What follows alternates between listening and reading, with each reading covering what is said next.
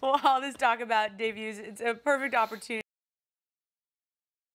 for today's show, and that would, of course, be Kenny and Brendan's top 5 debuts in the UFC. All right, Brendan, you are up first. Kicking off. These debuts, this is going to scare you a little bit, Kenny. These are off the scale a little bit. In a bad way or a Number good way? 5, Todd Duffy.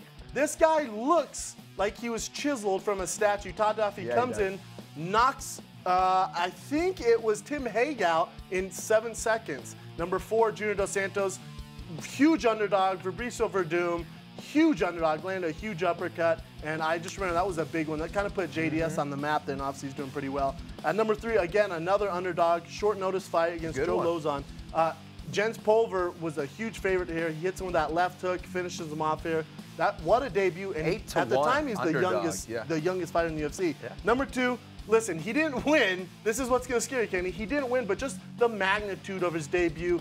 I'll never forget my favorite fight in UFC history. Frank Mir submits Brock Lesnar with that knee bar. I loved it. And at number 1, again, it's going to surprise you. It's just because the magnitude. Number 1 is Ronda Rousey. She faced a little bit of adversity against Liz Carmouche. She ended up getting the win, obviously, by armbar in the first round. But it was just, women's fighting was banking on Ronda winning that debut fight. So that's why Brock Lesnar's number 2, Ronda's number 1, because the magnitude of their debuts was unlike anyone else's, and they did well. Brock didn't do well, but it was just the magnitude of his debut. I like that you're thinking out of the box. Yeah, he thinks out of the box. there you go. That's what I like about this guy. All right, Kenny, you out of the box here? Let's see what we got. All right, let's see what we got here. Top 5 UFC debuts. Number 5, Frank Mir. Frank Mir was going against a guy who, as a jiu-jitsu guy, we all looked up to, Roberto Travin. Frank Mir was a purple belt in jiu-jitsu. Roberto Travin, multiple-time world champion. And look what happened. He got armbarred. Crazy. Frank Mir coming in his debut, getting the upset win by submission. My favorite Conor McGregor, man, went in against Marcus Brimage.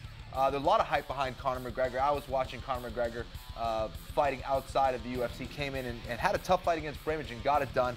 And I have Junior Dos Santos as well, Brendan. A nasty uppercut against a very good fighter in Fabricio Verdum. Big upset and big knockout there for Junior Dos Santos. BJ Penn, he ran into the cage, knocked out, or actually I think he choked out his opponent, but knocked him down. Just looked phenomenal. And then he ran out of the cage immediately after that. Just looked like an absolute killer. BJ Penn, so dominant as he was throughout his career in his debut there.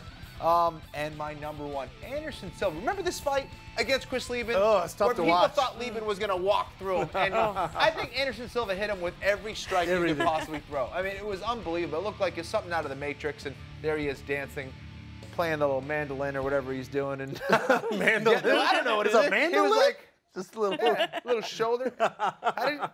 Was it like that? It was a striking clinic on Chris Lieben, that's for sure. It was unbelievable. Ridiculous. Anderson Silva seminar.